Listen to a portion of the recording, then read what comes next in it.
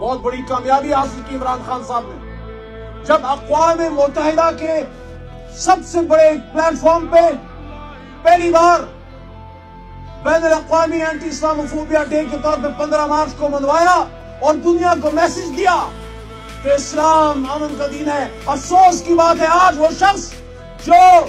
عالم اسلام کی طرف سے حضور صلی اللہ علیہ وآلہ وسلم کے ایک وکیل کے طور پہ کل عالم سے مخاطب ہوا، آج اس کو اسلام کی محبت، حرمت رسول کی حفاظت، عالم اسلام کے تحفظ، اور پاکستان نے 2 بار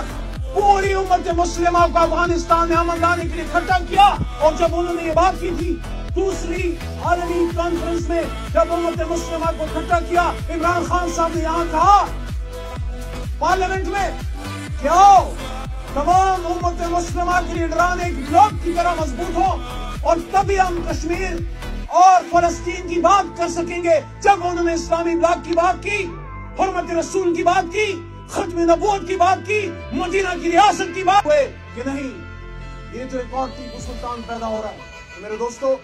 بات لمبی نہیں کرنا چاہتا، آپ کو یہ کہنا چاہتا ہوں کہ